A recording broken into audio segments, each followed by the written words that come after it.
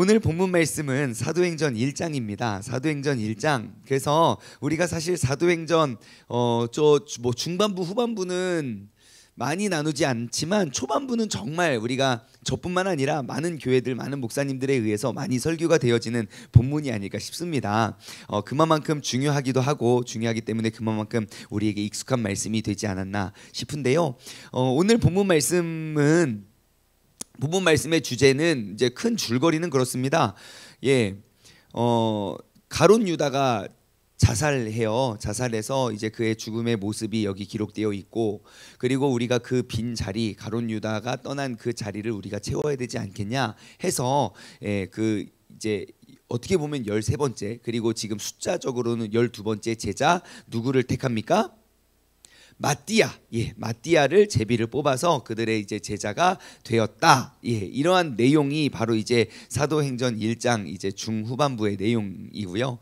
그래서 오늘은 우리가 평소에 이렇게 이 본문을 가지고 주목하지 않았던 그러한 단어들, 평소에는 우리가 잘 살펴보지 않았던 단어들을 가지고 우리가 한번 나누어 보길 소망합니다. 15절부터 말씀을 한번 보겠습니다.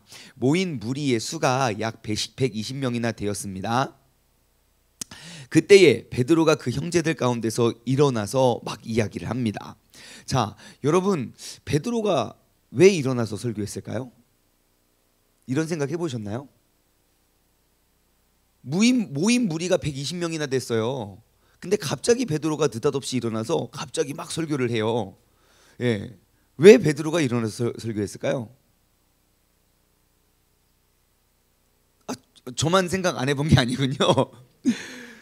우리는 너무너무 마땅하고 당연하게 그냥 베드로가 일어나서 설교했고 막 그 성령 충만했고 그랬다라고 알고 있지만, 왜 베드로가 일어났지? 제가 생각해 보건데 이거 성격 때문에 그런 것 같아요. 성격. 하나님이 베드로만 택한 거 아니고 하나님이 베드로만 충만하게 역사하신 거 아니에요. 그곳에 모인 모두가 다 충만하게 성령 충만을 힘입었거든요. 근데 베드로만 벌떡 일어나서 이렇게 막 설교를 하고 외쳤던 것은, 여러분, 베드로가 이전에 예수님과 함께 하면서 있었던 베드로의 성격을 보면 우리가 알 수 있을 것 같아요. 나서기 좋아하고요, 리더십이 있고요, 항상 목소리 크고요, 그리고 굉장히 또 성격도 다혈질이고요. 그리고 막 조용히 이렇게 뒤에서 이렇게 있는 요한과 같은 자신의 이름을 이렇게 막 감추고자 하는 그러한 성격이 아니고 항상 그냥 불같은 성격으로 막 나아가는 거예요. 그래서 지금 예수님은 하늘나라로 올려지셨고 모인 무리가 막 기도를 하고 있는데 아이씨 이러고 있을 수가 없는 거예요. 벌떡 일어나서 갑자기 막 설교를 합니다. 여러분, 하나님께서 우리가 이 사실을 통해서 알 수 있는 건 뭐냐면요, 지금 이 자리에 모여있는 우리 모두가 각자 다른 성격과 각자 다른 기질, 각자 다른 은사를 가지고 있습니다. 하지만 하나님께서는 우리 각자에게 허락하여 주신 그 각기 다른 그러한 은사대로, 그러한 기질대로 우리가 쓰임받아야 할 줄 믿습니다. 여러분, 120명이 모두가 일어나서 똑같이 서로들 막 설교하지 않았습니다. 그 중에 일어나서 앞서서 설교한 사람이 있고 뒤에서 그들을 뒷받침한 사람이 있고, 특별히 요셉과 마띠아, 여러분, 요셉과 마띠아 알고 계셨습니까? 사도행전 1장 이외에 요셉과 마띠아는 어느 곳에서도 이름이 기록되어 있지 않습니다. 그런데 이들의 특징은 뭐였습니까? 예수님께서 침례를 받고 사역을 시작하심부터 죽으심과 부활하심과 하늘로 승천하시는 그 모든 순간까지 그들과 늘 함께 있었던, 항상 함께 있었던 자들이었어요. 근데 놀랍게도 그들의 이름은 다른 곳에 기록되지 않아요. 다시 말해, 그렇게 이름 없이 빛도 없이 예수 그리스도를 따르고 섬겼던 그러한 사람들도 있고, 베드로나 요한이나 뭐 이렇게 예수님의 제자 안드레나 제자들처럼 이렇게 이름이 불려지고 쓰임받는 사람이 있다는 것입니다. 그렇다면 우리가 주목하고 집중해야 될 것,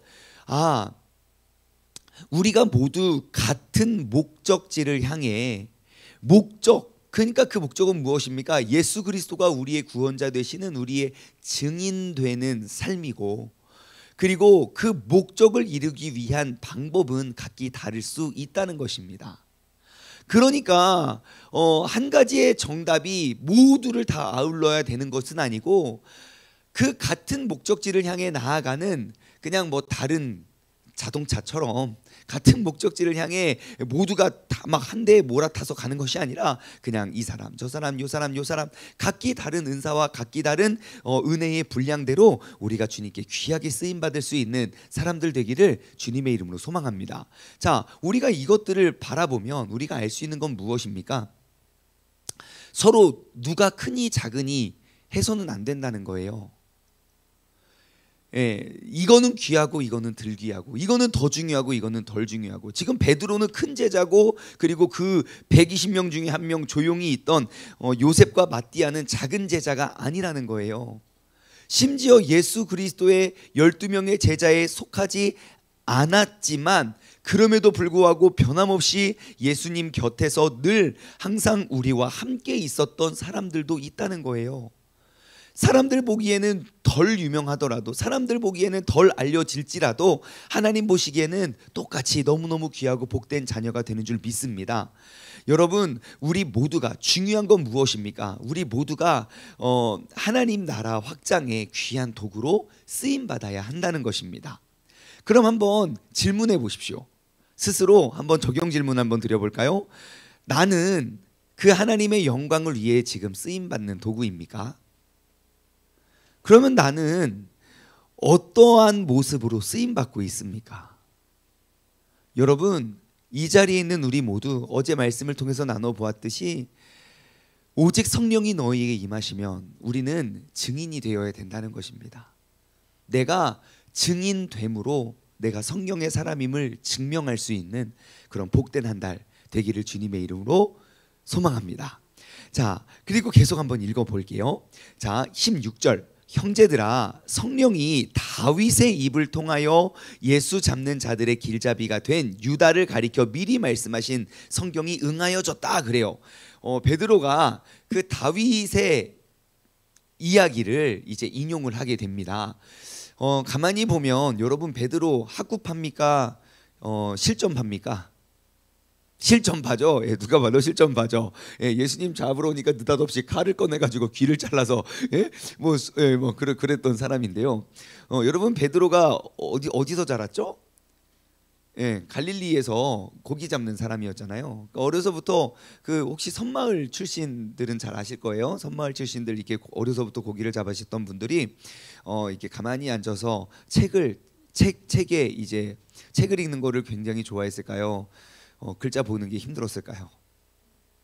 그랬을 겁니다. 예. 베드로는 어땠을까요? 예, 누가 봐도 공부 진짜 안 했을 것 같아요. 근데 여러분, 베드로가 하는 설교를 한번 보잖아요. 베드로는 하나님 말씀에 굉장히 능한 사람임을 알 수 있습니다.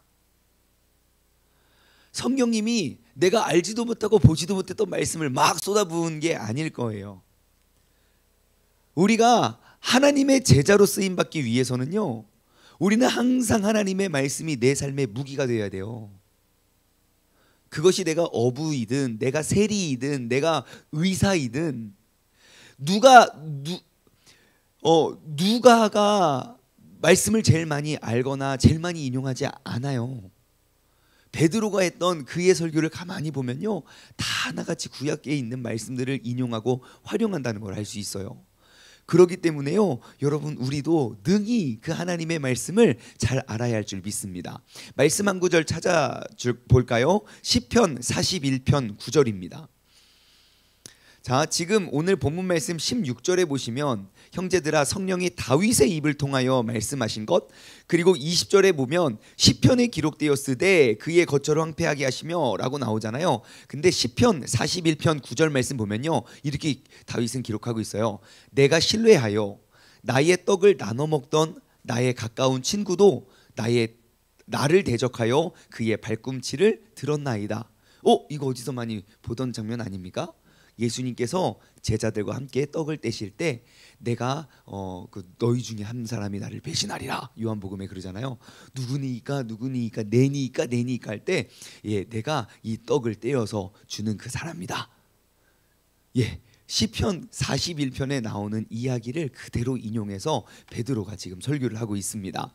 자, 다시 본문 말씀 16절로 넘어와서요. 형제들아, 성령이 다윗의 입을 통하여 예수 잡는 자의 길잡이가 된 유다를 가리켜 그래요. 예수를 잡는 자의 길잡이가 된 유다. 유다는 어떠한 사명을 감당했습니까? 예수님을 잡는 사람들의 길잡이가 되었대요. 길잡이. 자, 지금 여러분 초대교회 성도들은 어떠한 길잡이가 되었습니까?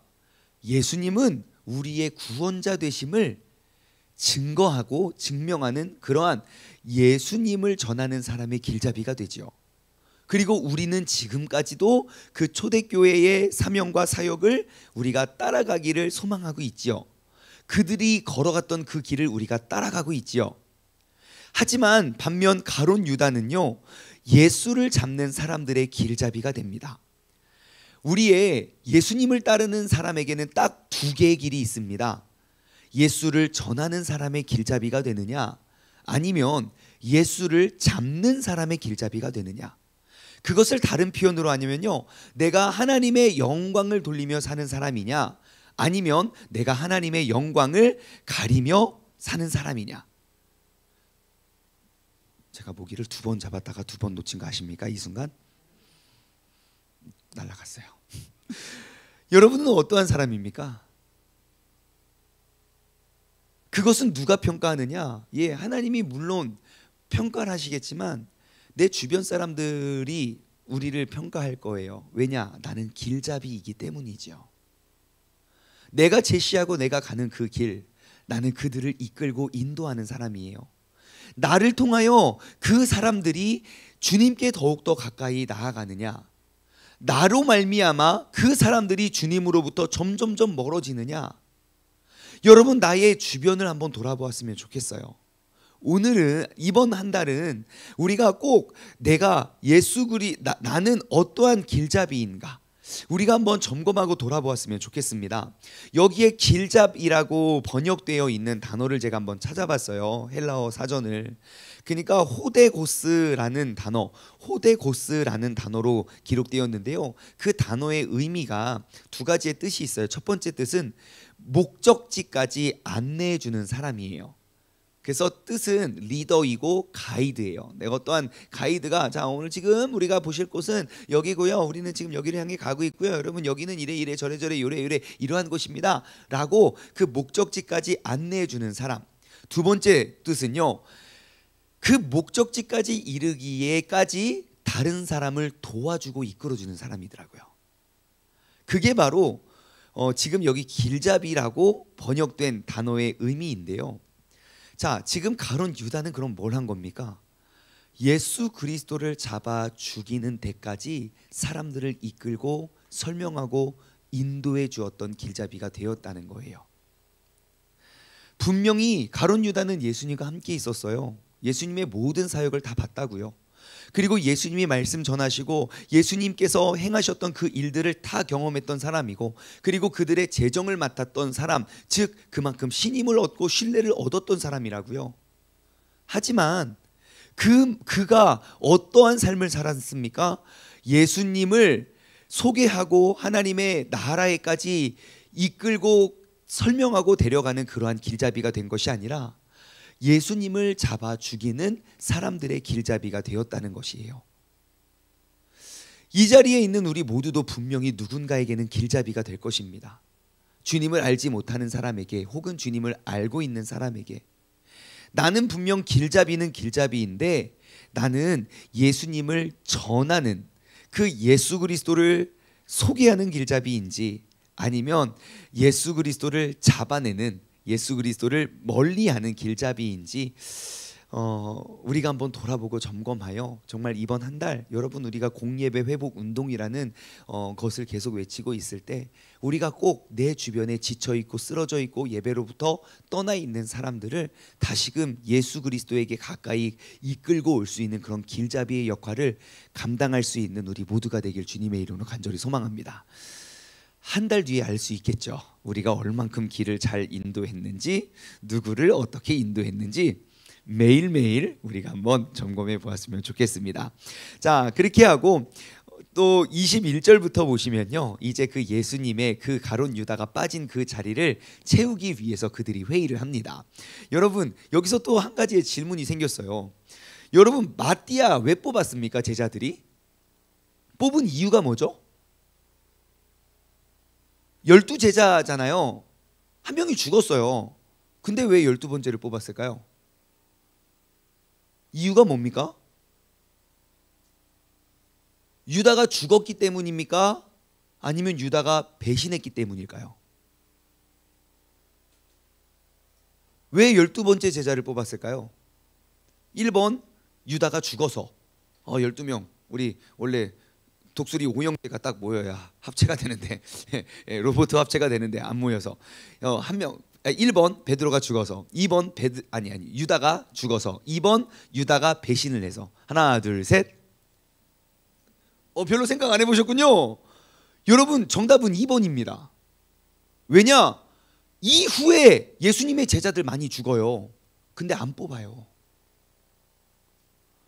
지금 가룟 유다가 비었기 때문에 그 자리를 채우는 게 아니에요. 그가 예수를 향한 길잡이가 되지 못하고 돌아섰기 때문에, 그가 예수님을 배신했기 때문에 그 자리를 채우는 거예요.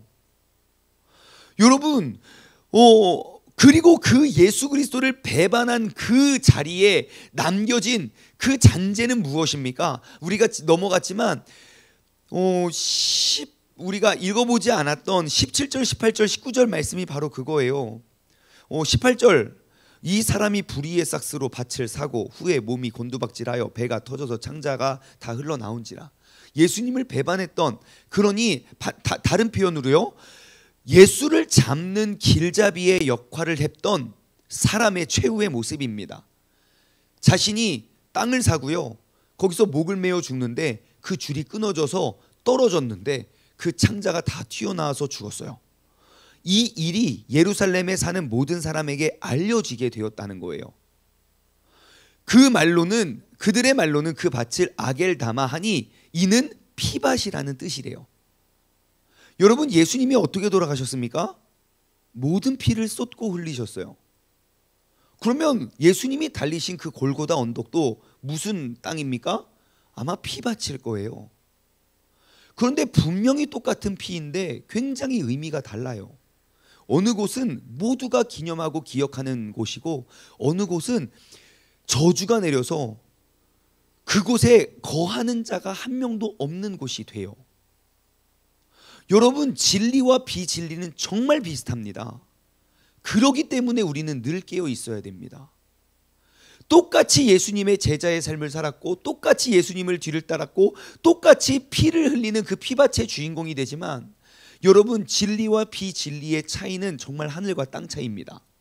그래서 그 가롯 유다의 배반으로 인해서 그 빈자리를 이제 채우게 됩니다. 자, 그러면 우리가 그 13번째 제자의 조건을 한번 우리가 살펴봅시다. 21절, 이러므로 요한의 세례로부터 우리 가운데 올려져 가신 날까지. 자, 여기에 주어는 누굽니까? 누가 요한의 세례로부터 하늘로 올려지신 날까지, 그건 누굽니까? 예수님이죠. 그래서 이러므로 예수님께서 요한의 세례, 요한의 침례로부터, 그러니까 사역을 시작하신부터 사역을 마칠 때까지, 우리 가운데 올려지신 날까지 주 예수께서 우리 가운데 출입하실 때에 항상 우리와 함께 다니던 중 하나를 세워서 우리와 더불어 그 예수님의 증언하는 그러한 제자가 되게 하자, 그래요. 자, 예수님의 사역의 시작부터 예수님이 떠나시는 날까지 우리가 이 사실을 통해서 알 수 있는 건 무엇입니까? 예수님의 제자는요, 항상 주님과 함께 하는 온전한 사람이 되어야 된다는 거예요. 내가 이럴 때는 함께 있고 이럴 때는 떠나고, 나에게 유익이 있으면 쫓았다가 시험이 있으면 떠나는 사람이 아니에요. 예수님께서 사역을 시작하신부터 하늘로 올려지실 때까지 항상 우리와 함께 있었던, 다시 말해 항상 그 주님을 뒤따랐던 사람들, 모든 사역 기간 동안 모든 사역의 현장 속에 늘 변함없이 있었던 사람들. 여러분, 우리의 믿음 생활이 늘 변함없는 것이 이렇게 중요합니다. 우리의 감정과 우리의 마음은 늘 변해요. 그것이 연약한 인간이기 때문이죠.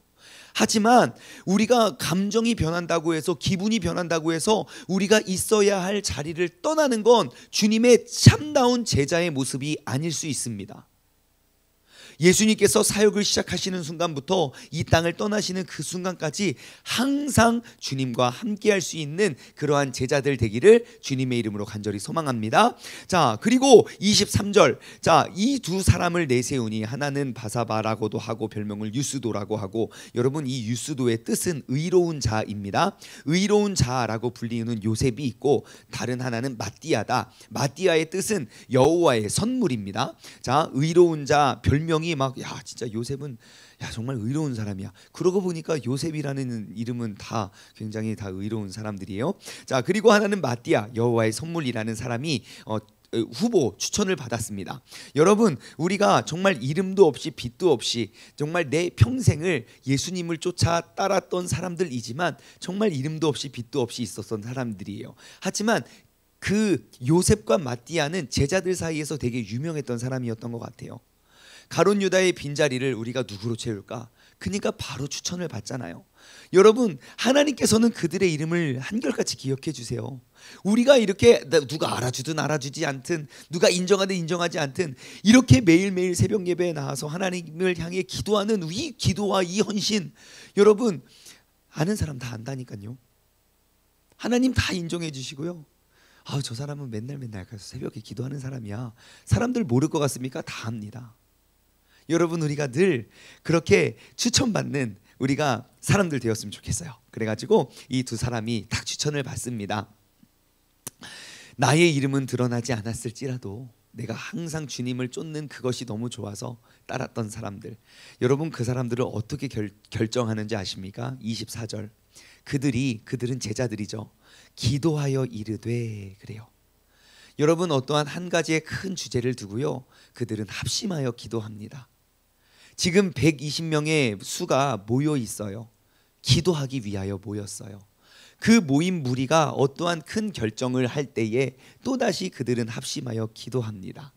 여러분, 우리가 바로 이러한 공동체가 되었으면 좋겠어요. 이 자리에 모여있는 우리가 각기 다른 기도 제목, 물론 있을 수 있지요. 하지만 우리가 공통적으로 기도하여 이루어야 할 우리의 공통적인 기도 제목, 누구에게 물어도 딱 하나로 나올 수 있는 그러한 기도의 공통적인 중보가 되었으면 좋겠어요. 기도 제목을 두 가지를 드리면요, 한 가지, 여러분 꼭 성전 건축을 위해 기도해 주십시오. 그 성전 건축, 하나님의 성전은요, 우리의 기도 없이는 절대로 세워지거나 이루어질 수 없습니다. 그리고 그 기도 제목의 길잡이가 되어 주십시오. 나 혼자 기도할까 말까가 아니라 여러분 주변에 있는 모든 사람들에게 함께 기도에 참여할 수 있도록 성전 건축을 위해 기도해 주시고요. 두 번째, 우리가 공예배 회복 운동을 위해 기도해 주십시오. 여러분, 우리가 이제 참여하는 나 신앙 지키는 걸로는 여러분 한국교회 진짜 다 쓰러집니다. 이제는 내가 그들의 길잡이가 되어서 여러분, 내가 나로 인해서 내 주변의 사람들을 주님께로 더욱더 가까이 이끌어낼 수 있는 사람이 되기를 우리가 함께 7월 한 달 동안 기도하며 나아가기를 소망합니다. 기도하겠습니다. 하나님 아버지, 감사합니다. 오늘 이 새벽에도 우리의 귀한 영혼들을 세워주시고 또 예수 그리스도의 선한 길잡이로 우리를 이끌어 주심에 감사드립니다.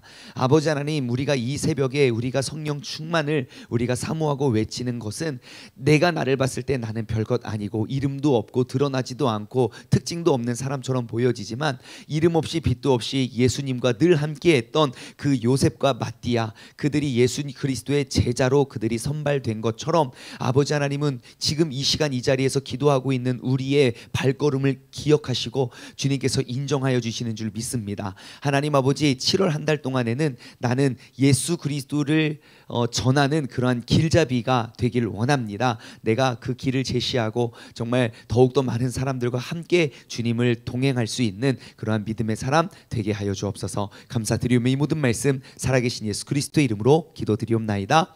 아멘.